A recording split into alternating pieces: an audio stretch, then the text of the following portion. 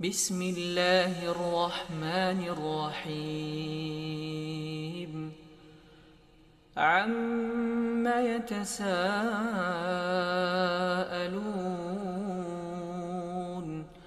عن النبأ العظيم الذي هم فيه مختلفون كلا سيعلمون ثم كلا سيعلمون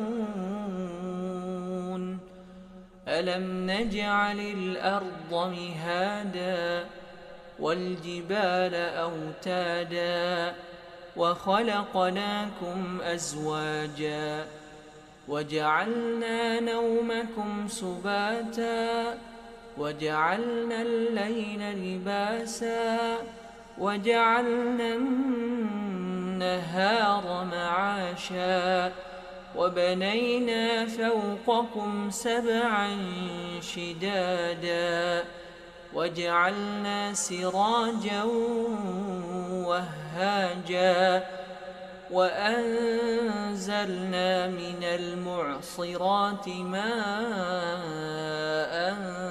ثجاجا لنخرج به حبا ونباتا وجنات ألفافا إن يوم الفصل كان ميقاتا يوم ينفخ في الصور فتأتون أفواجا وفتحت السماء فكانت أبوابا وسيرت الجبال فكانت سرابا إن جهنم كانت مرصادا للطاغين مآبا لابثين فيها أحقابا لا يذوقون فيها بردا ولا شرابا إلا حميما وغساقا جزاء وفاقا إنهم كانوا لا يرجون حسابا وكذبوا بآياتنا كذابا وكل شيء أحصيناه كتابا فذوقوا فلن نزيدكم إلا عذابا إن للمتقين مفازا حدائق وأعنابا وكواعب أترابا وكأسا دهاقا لا يسمعون فيها لغوا ولا كذابا جزاء من ربك عطاء حسابا رب السماوات والأرض وما بينهما الرحمن لا يملكون منه خطابا يوم يقوم الروح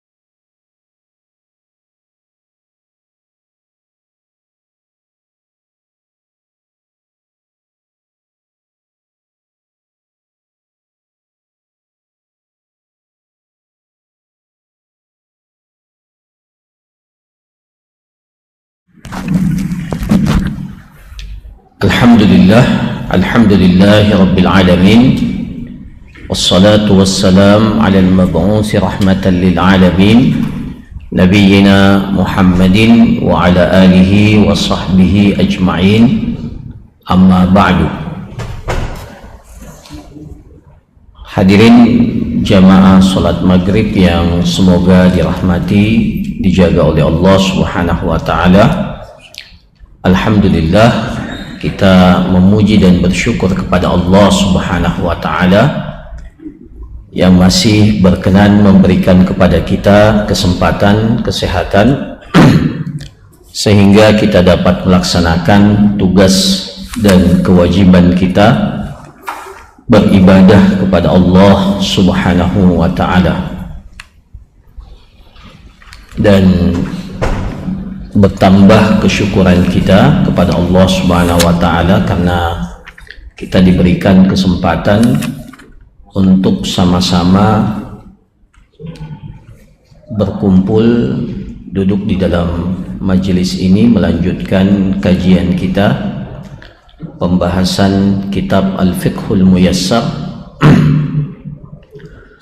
di mana pembahasan kita pada pertemuan ini melanjutkan apa yang telah kita jelaskan pada pertemuan yang lalu terkait dengan as-sulhu, ya, terkait dengan perjanjian perdamaian atau penyelesaian sengketa. Pada pertemuan yang lalu kita telah jelaskan apa itu as-sulh, ya. Kembali mengingatkan, ya, jadi as-sulhu itu adalah al-aqdul ladzi tanqati'u bihi khusumatul mutakhasimain.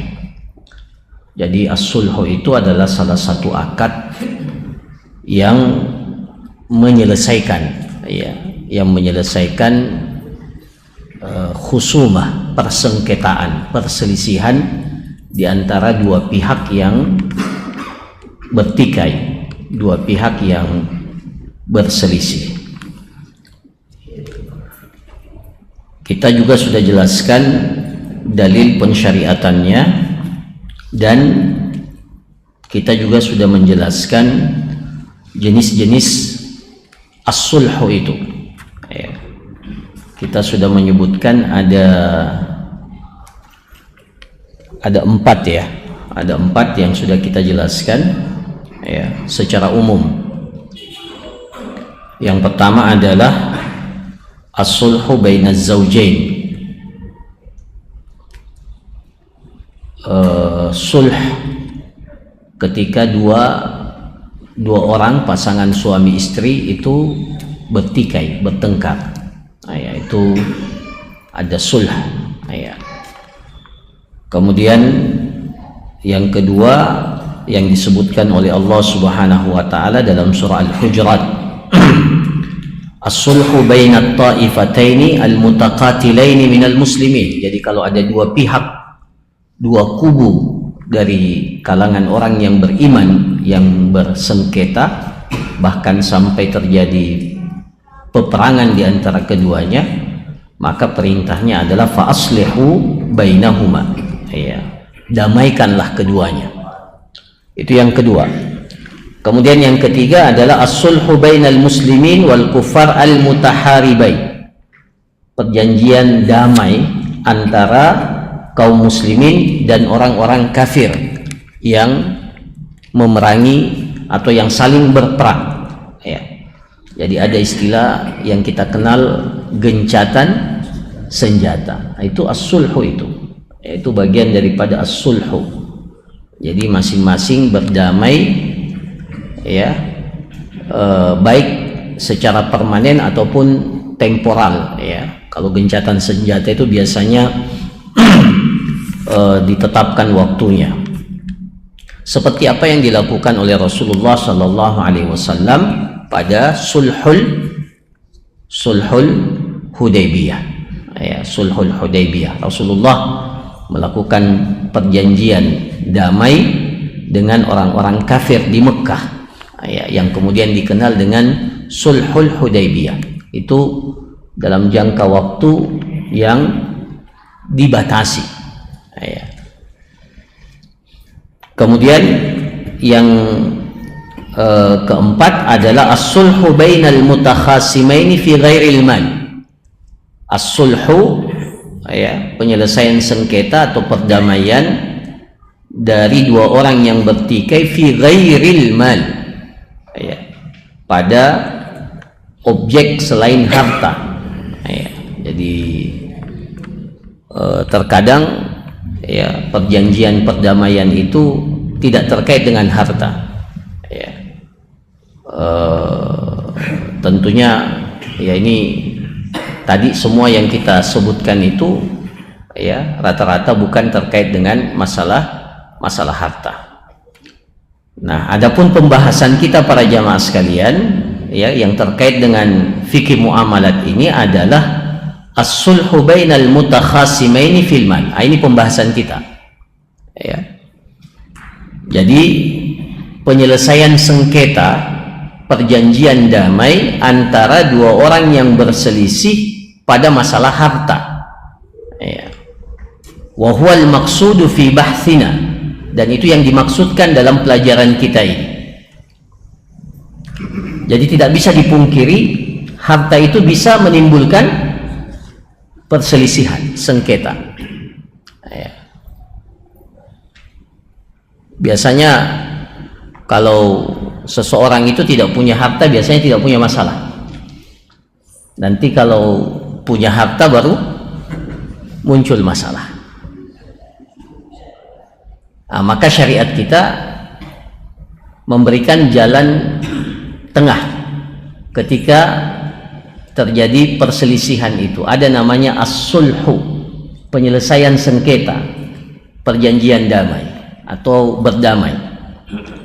Nah, di sini dikatakan wa huwa ala nau'ain, ada dua jenis sulh dalam masalah harta ini. Yang pertama as-sulhu fil iqrar. As-sulhu fil iqrar. Al-iqrar itu mengakui, pengakuan. As-sulhu fi iqrar, jadi perjanjian perdamaian di atas pengakuan yang diakui oleh masing-masing pihak yang bertikai. Jadi tidak ada yang membantah, dua-duanya mengakui itu, ya, karena kan ini sengketa, ya, sengketa. As-sulhu ini masuk dalam bab ketika ada perselisihan, ketika ada sengketa. Nah, maka sengketa itu biasanya masing-masing mengakui atau salah satu pihak tidak mengakui. Nah, yang pertama ini adalah as-sulhu fi iqrar, perjanjian penyelesaian sengketa antara kedua belah pihak yang masing-masing mengakui adanya keterkaitan dengan masalah itu, ya, jadi tidak ada yang mengingkari. Nah, di sini dikatakan wa huwa ala nau'aini aidan. Nah, ini dibagi dua lagi. Nah, ini perhatikan baik-baik, kita belajar fikih, ya. Yang pertama ada namanya sulhul ibra. Ada namanya sulhul ibra. Ibra itu artinya membebaskan. Jadi menyelesaikan sengketa dengan membebaskan sebagian hak, namanya sulhul ibra. Nah, di sini apa itu sulhul ibra? Di sini katakan wa huwa sulhun ala jinsil haqqil muqarribihi, yaitu sulh, penyelesaian sengketa, ya, atas penyelesaian sengketa dengan sejenis apa yang diakui itu, dengan sesuatu yang sejenis dengan apa yang diakui. Apa contohnya sulhul ibra ini? Jadi pertama dia mengakui, ya, dan penyelesaian sengketanya dengan sesuatu yang sejenis dengan apa yang diakui itu. Nah, contohnya di sini dikatakan ka'ayyukira rasyidun li akhar bidainin aw ainin summa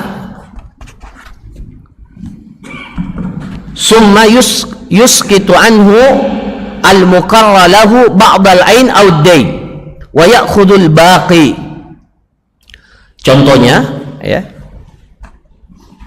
Contohnya para jamaah sekalian, jadi contohnya seperti seseorang yang mempunyai utang. Si A berutang kepada si B. A berutang kepada si B senilai atau sebesar 100 juta rupiah. A berutang kepada si B 100 juta rupiah. Atau si A membeli mobil kepada si B. Membeli mobil. Mobilnya sudah diambil tapi belum dibayar. Itu juga bisa. Atau apa saja. Nah,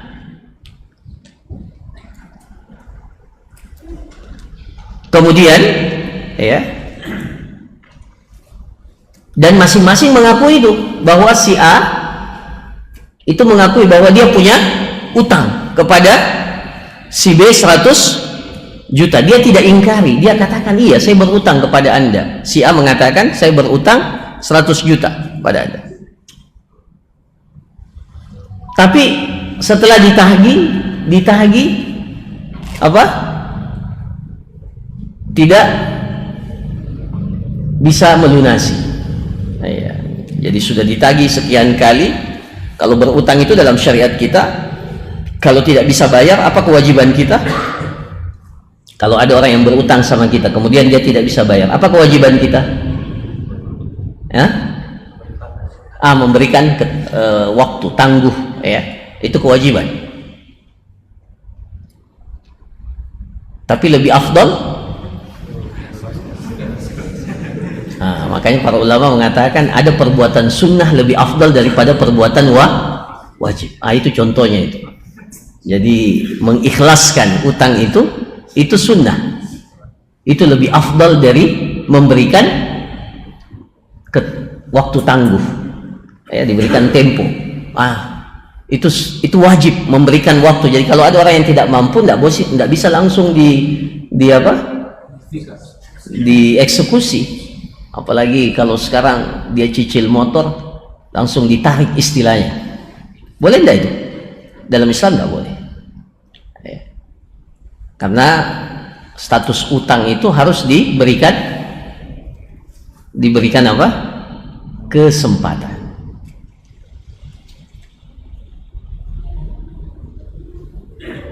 Nah, jadi tadi si A itu berutang kepada si B berapa?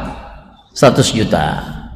Setelah ditagih ternyata tidak bisa bayar. Akhirnya si B bilang begini, ya saya ini sebenarnya punya uang tapi belum cukup untuk melunasi utang.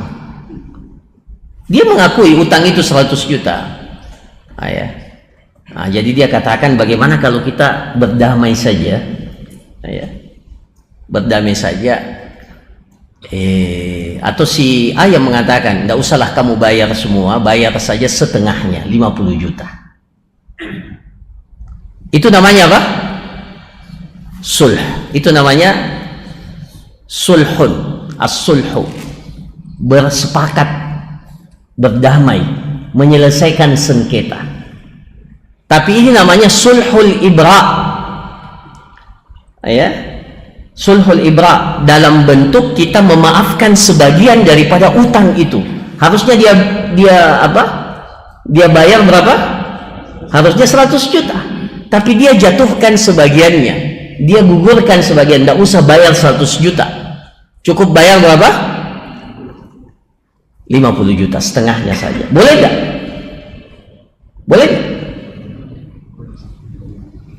Itu namanya ibra. Kita bebaskan sebagian tanggungan yang harusnya dia tunaikan kepada kita. Dan ini sama dengan melakukan sebagian kebaikan, karena tidak semua juga orang bisa mengikhlaskan. Jadi yang paling afdal itu dia bilang, ya sudah, tidak usah dibayar, kan paling bagus itu. Tapi tidak semua kita bisa begitu. Maka ada namanya sulhul ibra. Jadi kita kita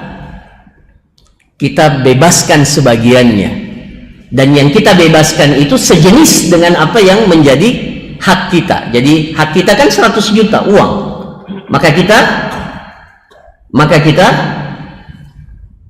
jatuhkan apa yang menjadi hak kita, itu namanya ibra. Kita maafkan, kita bebaskan dia dari sebagian apa yang menjadi hak kita, ya. Maka ini dikatakan sulhul ibra. Fa huwa ibra'un an ba'did dain bilafzi as-sulh. Maka ini adalah salah satu bentuk ibra, ya. Ibra, membebaskan atau menjatuhkan dengan sebagian apa yang kita dengan sebagian utang, ya, dengan lafaz as-sulhu. Ya. Wa hadza jaizun, dan ini dibolehkan oleh para ulama. Ini disepakati oleh para ulama. Ya, ini disepakati oleh para ulama tentang kebolehannya. Ya. Bisyartin an yaskuna sahibul haqqi mimman yasihhu tabarru'uhu. Syaratnya ada dua. Syaratnya ada dua. Apa syaratnya? Yang pertama, bahwa yang menjatuhkan haknya itu, ya, adalah orang yang masuk dalam kategori orang yang boleh melakukan tabarru, akad kebaikan. Siapa itu? Siapa yang boleh melakukan akad kebaikan? Seorang yang rasyid, balik, berakal, dan rasyid, memiliki kelayakan dalam menggunakan harta. Jadi kalau ada anak kecil yang ibra, ya, ada anak kecil yang ibra, ya, itu tidak sah. Atau orang yang tidak waras, ya, itu tidak sah, ya. Atau orang yang dikenal sebagai orang yang boros umpamanya, itu tidak, ya. Jadi itu syarat yang pertama. Yang kedua, alla yakuna masyrutan fil ikrar, dia tidak dipersyaratkan dalam pengakuannya itu. Jadi tidak boleh orang dipaksa. Mengaku saja kamu punya utang 100 juta, tapi kamu bayar 50 juta saja, itu tidak boleh, ya. Jadi tidak boleh alla yakuna masyhud, jadi tidak boleh dijadikan syarat, ya. Atau dikatakan begini, kalau kamu bayar, utangnya tadi berapa? Utangnya tadi 100 juta, kalau kamu bayar 90 juta, yang 10 juta itu saya maafkan. Itu tidak boleh, karena itu dipersyaratkan, ya, dipersyaratkan. Dan memberikan hadiah, atau dalam syariat kita, kalau menginginkan kebaikan jangan mempersyaratkan, ya. Jadi tidak boleh kita katakan, ya, kalau ada orang cicil barang sama kita bilang kalau kau bayar cepat, ya, jadi umpamanya cicilannya berapa? 1 tahun, tapi kita bilang syaratnya di akad, atau kita lafadzkan kalau kamu lunasi 5 bulan, itunya sebagiannya dipotong. Itu tidak boleh para jamaah sekali, menurut sebagian para ulama, ya. Karena kita menjanjikan kebaikan yang belum tentu bisa tercapai, ya. Itu namanya ibra al-mu'allaq, kata para ulama, ibra mu'allaq, ya. Kita ingin memberikan keringanan tapi mu'allaq dengan satu syarat, itu tidak boleh, ya. Tapi kalau tidak disyaratkan, tidak ada masalah. Jadi umpamanya kita cicil kita cicil rumah umpamanya, ini kan biasa, ya, di perbankan syariah umpamanya, kita biasa cicil rumah, tiba-tiba kita dapat rezeki, kita mau langsung lunasi, kemudian bank kasih diskon sama kita, itu tidak ada masalah, karena tidak dipersyaratkan dari awal. Yang masalah itu kalau dipersyaratkan, kalau kamu bayar cepat, ya, utangmu ini selesai, ini nanti dapat sekian. Itu oleh sebagian para ulama itu tidak dibolehkan. Nah, ini yang dimaksud oleh, jadi yang tidak boleh dijadikan sebagai syarat dalam pengakuan itu, ya. Nah, kemudian yang kedua, ya, yang kedua, sulhul iqrar ini adalah sulhul muawadah. Jadi bukan sulhul ibra, sulhul muawadah. Ya. Apa itu sulhul muawadah? Yang kedua, wa huwa an yusaliha anil haqqil muqarri bihi bighairi jinsihi. Kalau tadi itu dengan sejenis. Jadi tadi dia cuma menjatuhkan sebagian haknya. Ya, jadi tadi utangnya berapa? 100 juta, dia jatuhkan sebagiannya. Tidak usah kamu bayar 100 juta, kita berdamai saja, bersepakat saja bayar setengahnya, atau 75 juta saja, 25 juta saya maafkan. Itu namanya dengan yang sejenis, karena yang kita maafkan itu adalah sejenis dari apa yang dia akui. Nah, sekarang yang kedua, sulhul muawadah. Muawadah itu bertukar, sama dengan jual beli, ya. Jadi berdamai tetapi dengan menukarkan yang bukan dengan sejenis, ya. Tadi utangnya berapa? Utangnya A itu tadi berapa? 100 juta kepada si B, ya. Di sini dikatakan kama law tarafa lahu bidainin aw ainin lam summa tasalaha ala akhdhi al-iwadi min ghairi jinsihi.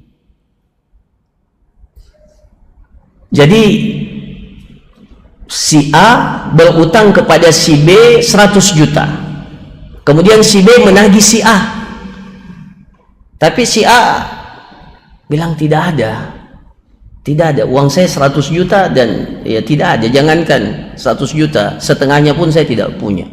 Tapi ada mobil saya, yang penting mobilnya bukan cicilan juga, ya.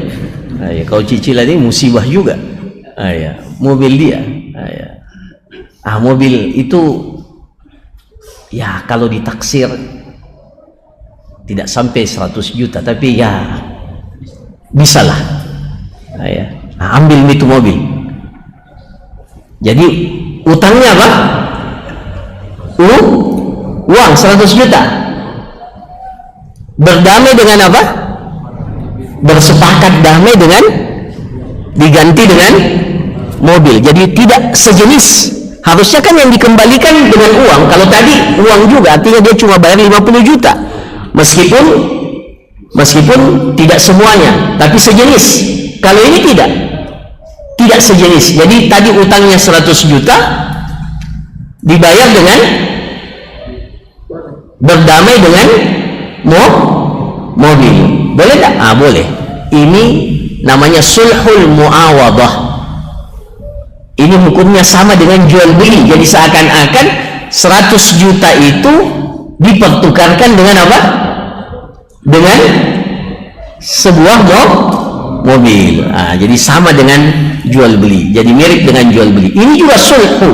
Ini juga salah satu bentuk as-sulh. Harusnya dia kembalikan 100 juta, tapi dia tidak punya 100 juta, tapi dia punya mobil atau dia punya tanah. Ya, maka dia gantikan dalam bentuk yang lain. Ya, dalam bentuk yang lain. Ya. Apakah harus sama nilainya, lebih nilainya atau kurang nilainya? Itu nggak ada masalah itu.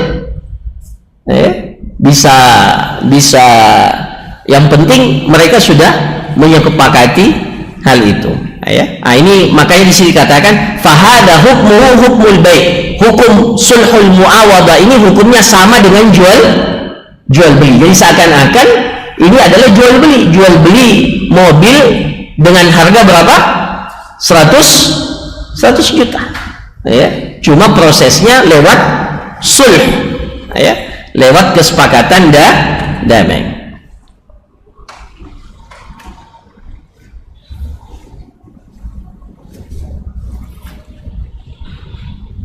Wa in waqa'a ala manfaatin fa hukmuhu hukmul ijarah. Tapi kalau yang didapatkan cuma manfaat, barangnya tidak manfaatnya, maka itu sama dengan hukum sewa menyewa. Contohnya begini. Jadi tadi utangnya berapa? 100 juta. Si A punya utang 100 juta, dia tidak mampu bayar, tapi dia bilang begini, saya punya sawah di Sidrap 1 hektar. Ya, silahkan Anda manfaatkan. Ya, Anda manfaatkan selama berapa tahun? Selama 10 tahun umpamanya. Ya. Boleh enggak? Kalau tadi kan mobilnya diambil, kalau ini tidak, dia hanya mengambil apa? Manfaat. Jadi disewakan.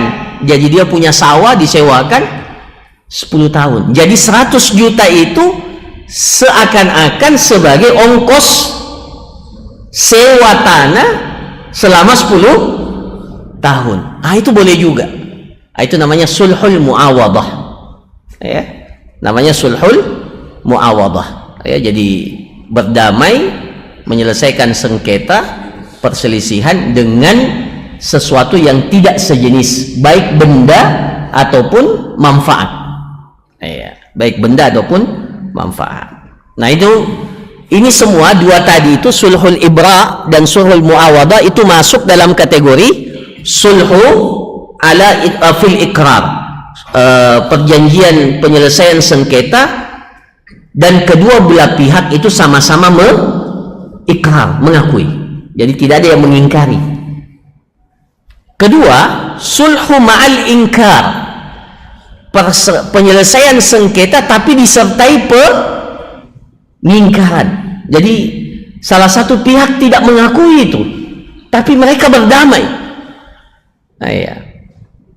Contohnya di sini, wa huwa an yadda'i syakhsun ala akhar bi'ainin lahu indahu aw bidainin fi zimmatihi fayunkirul mudda alaihi aw yaskut wa huwa yajhalu al-mudda bihi thumma yusalih al-mudda'a an da'wahu bimalin hal aw muajjal fayasihhu sulhu fi hadhihi al-halah. Jadi contohnya begini para jemaah sekalian. Ini pekan lalu saya sudah singgung sedikit. Jadi ada dua orang atau ada seseorang yang mengklaim kepada orang lain bahwa barang yang dia miliki atau seseorang itu memiliki utang. Jadi si A, kalau tadi si A dan si B itu sama-sama mengakui. Kalau ini si A mengatakan B mengatakan kepada si A, wahai A, kamu punya utang 100 juta. Si A bilang, tidak, saya tidak akui. Dibawa ke pengadilan dan dia tetap apa? Dia tetap tidak mengakui. Dan tidak ada bukti. Tidak ada bukti. Jadi si B terus menagih kepada si A, tapi si A bilang tidak pernah saya punya utang. Ini berarti dia diakui atau dia ingkari? Dia ingkari. Tapi si A tidak mau panjang masalah, daripada dibawa lagi ke pengadilan panjang masalah. Kita apa? Kita damai saja. Akhirnya si A bilang, ini uang 10 juta kamu ambil.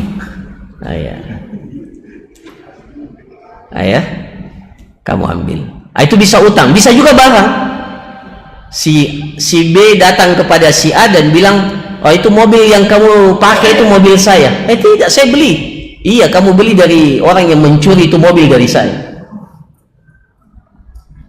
Mana buktinya? Tidak ada buktinya. Buktinya ini ada surat-suratnya jelas. Iya, tapi dia pernah curi itu. Tapi si A tidak akui. Tapi daripada lama ini diproses, akhirnya dia bilang, ini ambil mini uang 5 juta. Yang penting jangan lagi datang-datang ke sini. Itu juga salah satu bentuk sulh. Tapi as-sulhu di atas pengingkaran. Jadi kita tidak akui sebenarnya. Cuma kita tidak mau. Apalagi di negara Konoha, konon, Kalau masuk di ranah hukum katanya biayanya jauh lebih besar. Katanya. Ya.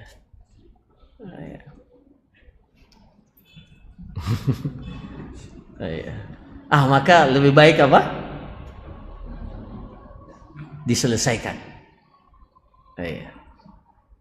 Nah itu para jemaah sekalian. Ini namanya sulhu ma'al inkar. Berdamai tapi disertai dengan pengingkaran, tidak diakui. Kata para ulama, kalau yang menuduh atau yang menagih itu tahu bahwa posisinya itu salah, maka uang harta yang dia dapatkan dari itu batil, haram. Ya, jadi kalau dia tahu bahwa sebenarnya itu tanah bukan tanah dia. Ini sekarang kan banyak begitu. Orang cari nafkah di situ. Dia tahu ada tanah apa? Mau diperjualbelikan. Tiba-tiba dia buatkan surat macam-macam, akhirnya dia gugat di pengadilan. Padahal dia tahu itu apa? Bukan tanahnya. Cuma dia ingin memanfaatkan kesempatan itu. Akhirnya pemilik yang membeli itu dia bilang, daripada lama, sudah kasih uang. Dan memang tujuannya sebagian kan seperti itu ya. Jadi mencari kesempatan dalam kesempitan. Jadi dia sudah tahu ini kalau diproses hukum kira-kira, apalagi kalau dia bisa pakai pengacara yang handal, bahkan bisa menang di pengadilan. Nah ini para jamaah sekalian. Ini namanya as-sulhu ma'al inkar. Berdamai tapi disertai dengan pengingkaran. Nah kata para ulama kita, kalau ada yang seperti ini, dan dia tahu, baik yang menggugat jadi bisa yang tahu itu yang menggugat. Kalau yang menggugat tahu bahwa gugatannya itu dusta, atau yang digugat bisa saja dia berdusta juga. Dia tahu ini tanah bukan miliknya, tanahnya penggugat, tapi karena dia sudah berhasil ada sertifikatnya, dia bilang ini tanah saya. Padahal dia tahu bahwa sebenarnya itu bukan tanah dia, tanahnya penggugat. Cuma si penggugat tidak kuat. Ya kan juga banyak seperti itu kasusnya. Yang menggugat kasihan tidak ada buktinya atau buktinya lemah. Sementara yang digugat meskipun dia tidak memiliki tanah itu, umpamanya ini kan kasus tanah paling banyak ini.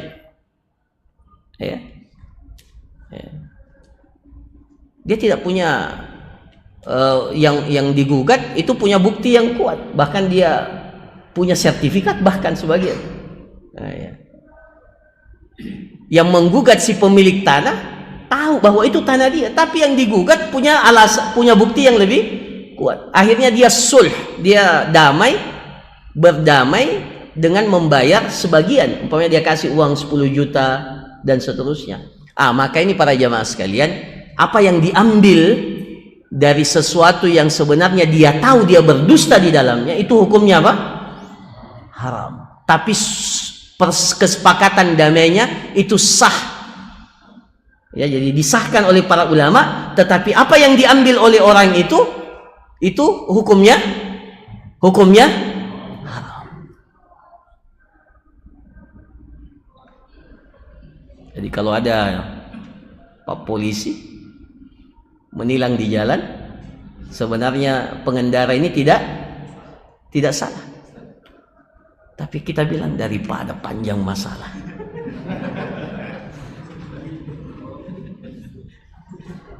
Boleh tidak? Tidak salah. Kita tahu kita tidak salah dan sebenarnya tidak salah, tapi tiba-tiba dicari-cari salahnya. Ini mohon maaf. Kalau ada seperti itu, insya Allah tidak ada. Kalau ada seperti itu dan tiba-tiba daripada panjang masalah, kasih saja. Itu namanya as-sulhu ma'al. Dan kalau orang itu tahu bahwa dia mengambil hartanya dengan cara yang tidak benar, haram hukumnya. Tapi as-sulhunya benar. Tapi kalau salah itu lain lagi ceritanya. Itu juga yang banyak memang sudah salah. Nah ini para jamaah sekalian. Maka di sini dikatakan, ya, jadi tadi dikatakan dia betul-betul ingkari itu, dia tahu tuduhannya atau gugatannya itu tidak benar, tapi dia tidak ingin berpanjang-panjang dalam masalah itu, akhirnya dia selesaikan saja. Ya, makanya di sini dikatakan fayadfa'ul mal daf'an lil khusuma an nafsihi, maka dia bayar itu untuk apa? Untuk menghilangkan tuduhan pada dirinya, daripada kasus ini viral. Apalagi kalau yang digugat itu orang punya kedudukan, ya, orang yang punya kedudukan, muncul namanya di koran tiba-tiba atau di media sosial, daripada mendingan, padahal dia tahu sebenarnya ini tuduhannya tidak benar. Ya, maka dia selesaikan. Ini boleh. Ini disepakati oleh sebagian ulama, meskipun sebagian ulama tidak mengatakan tidak sah sulh yang seperti ini karena didasari oleh sesuatu yang tidak benar. Tapi ya, kita boleh, para jamaah sekalian, kita boleh membela diri kita, menjaga kehormatan diri kita dengan apa? Ya, dengan melakukan tindakan yang seperti ini. Ya. Ya. Nah, jadi ini dua bentuk sulh. Ya. Nah, yang terakhir para jamaah sekalian, bisa juga as-sulhu tadi lupa juga kita jelaskan, tetapi kayaknya tidak disinggung. Ada ya, yang pertama ini. Ya, yasihhu sulh 'alal haqqil majhul wa huwa ma ta'azzara ilmuhu min dainin aw ainin. Contohnya apa? Jadi ada A dan B ini bersahabat, ya, bersahabat. A dan B ini bersahabat. A ini sering ngutang kepada si B. Karena sahabat, apa? Bulan ini dia utang 1 juta, bulan depan dia utang 2 juta, biasa aja. Iya, tapi dia bilang, nanti kalau kamu mampu kamu bayar. Namanya sahabat. Namanya sahabat. Tiba-tiba atau suatu ketika si A sudah mampu bayar utangnya. Dia bilang kepada si B, berapa utangku sama kau? Si B bilang, kamu kan catat, Ji. Tidak pernah saya catat. Wah. Jadi dia tahu, sama-sama akui ada utang, tapi dia tidak ingat. Kira-kira antara 50 juta sampai 60 juta. Kalau begitu kita sepakat 55 juta. Boleh enggak itu? Itu boleh. Ini majhul. Jadi sesuatu yang tidak diketahui tapi disepakati, boleh diperkirakan. Jadi harusnya dia bayar sesuai dengan ini, tapi karena majhul tidak lagi diingat, ya. Makanya ini masalah utang piutang ini harus dicatat, ya. Jangan bilang temanku, Ji, sahabatku, ya. Jangan. Tidak boleh begitu, harus dicatat. Ya ayyuhalladzina amanu idza tadayantum bidainin ila ajalin musamma faktubu. Perintah syariat itu, ya. Jadi pengarsipan itu, arsip itu sudah ada sejak datangnya agama ini. Mengarsipkan sesuatu, ya. Itu data, sesuatu yang berharga dalam Islam. Dari dulu Islam sudah ajarkan. Ya, hari ini negara kita kehilangan banyak data. Luar biasa. Ya. Bayangkan, ya, data krusial itu bisa hilang atau diretas.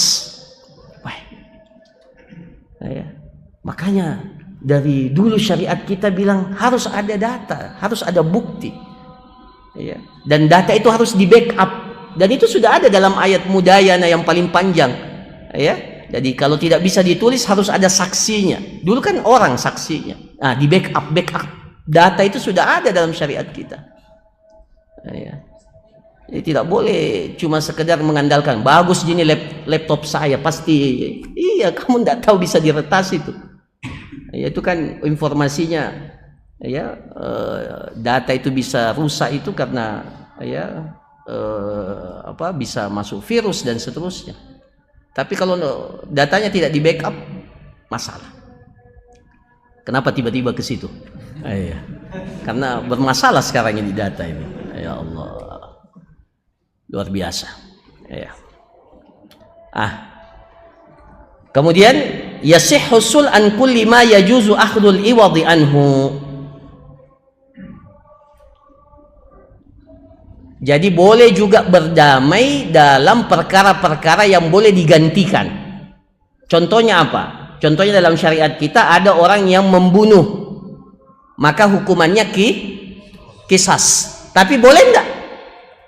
Enggak usah dikisas, dia bayar 100 ekor unta saja. Boleh enggak? Boleh. Jadi karena dikisas, kalau kisas itu nanti kita belajar, mudah-mudahan kita selesaikan buku ini ya. Ada nanti bab jinayat ya, salah satu bab tentang hal yang sangat penting, penegakan hukum. Jadi ada namanya kisas. Kalau orang membunuh, balasannya dibunuh. Kalau dia mencungkil matanya orang, matanya sampai buta, itu dibalas juga sama. Tapi boleh enggak yang punya hak atau keluarga yang punya hak itu, yang dizolimi itu, meminta ganti dengan uang saja atau dengan harta? Boleh enggak? Jadi dia tidak katakan tidak usah dikisos, tapi dia bayar berapa? Bayar sekian miliar.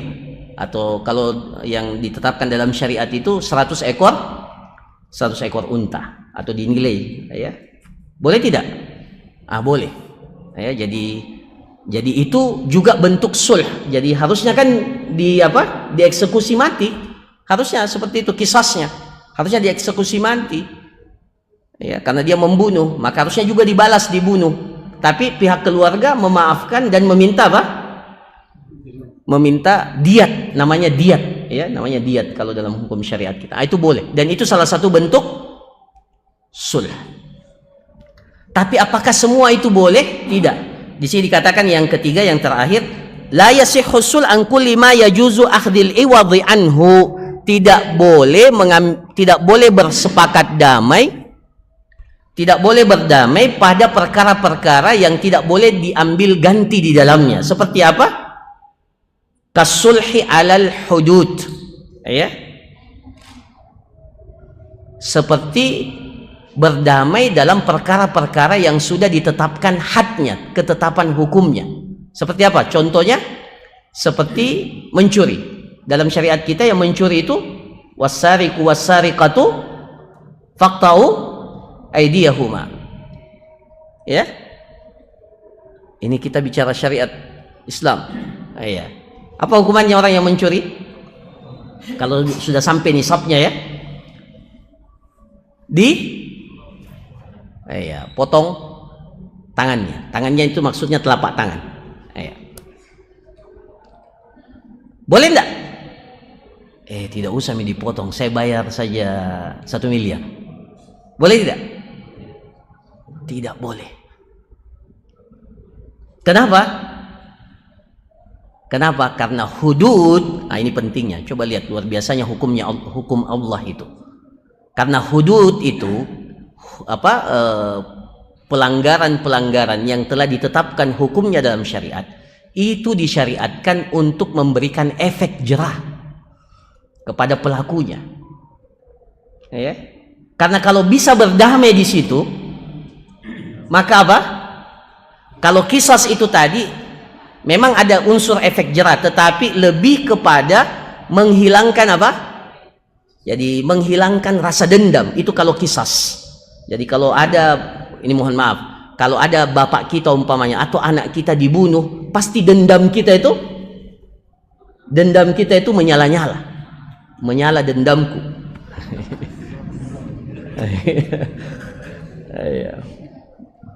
Maka disyariatkan kisas itu untuk apa? Untuk menghilangkan rasa dendam. Itu kalau kisas. Tapi kalau hukuman yang seperti ini, seperti potong tangan, rajam, yang berzina dicambuk 100 kali, itu hukuman, tujuan daripada ditetapkan hukuman itu untuk memberikan efek jerah bagi yang lainnya untuk tidak melakukan. Maka kalau pencurian seperti pencurian ini itu boleh berdamai, maka terjadi seperti yang kita saksikan. Orang menganggap enggak apa-apa Ji. Bisa Ji berdamai. Jadi itu luar biasa hukum yang ditetapkan. Wa man ahsanu minallahi hukma. Tidak ada yang paling bagus hukumnya kecuali hukum Allah Subhanahu wa ta'ala. Cuma kita tidak mau lakukan, tegakkan hukumnya Allah. Ya. Jadi para jamaah sekalian, kalau umpamanya semua pencuri yang telah mencapai nisab, tidak semua juga, ya. Kalau semua terpenuhi syaratnya dan dipotong tangannya, kira-kira ada yang berani mencuri? Saya pernah melihat. Ya. Jadi waktu pertama kali kuliah di Madinah dulu itu, tiba-tiba orang kumpul di tengah lapangan setelah sholat Jumat. Apa itu?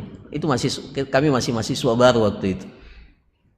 Oh, ternyata ada yang dipotong tangannya dan diperlihatkan setelah dipotong tangannya. Pas melihat itu, ya Allah, tidak, ya jadi apa? Ya, pasti, ya. Ada teman saya yang lihat hukuman qisas itu dipenggal. Dia lihat betul depan itu di qisas ya, itu 3 hari 3 malam tidak bisa makan. Ingat itu. Iya. Nah itu luar biasa. Jadi dalam Islam itu hukuman itu harus menimbulkan efek jerah. Ya, efek jerah harusnya begitu. Kalau tidak menimbulkan efek jerah itu tidak akan memberikan pengaruh. Maka dalam hal-hal yang seperti ini tidak boleh ada as-sulhu. Kapan ada as-sulhu? Iya, maka orang bilang bisa ji berdamai. Makanya banyak pelanggaran jadinya. Nah itu kira-kira para jamaah sekalian. Mudah-mudahan bermanfaat. Barakallahu fikum, jazakumullah khairan. Insyaallah pertemuan yang akan datang terkait dengan musabaqah, terkait dengan perlombaan. Terkait dengan perlombaan. Insyaallah kita akan bahas pada pertemuan kita yang akan datang. Barakallahu fikum. Kita tutup ya. Tidak usah pertanyaan ya. Cukup. Subhanakallahumma rabbana wa bihamdik nasyhadu an la ilaha illa anta astaghfiruka wa atubu ilaik. Wa sallallahu ala nabiyyina Muhammad wa ala alihi washabihi ajmain. Assalamualaikum warahmatullahi wabarakatuh.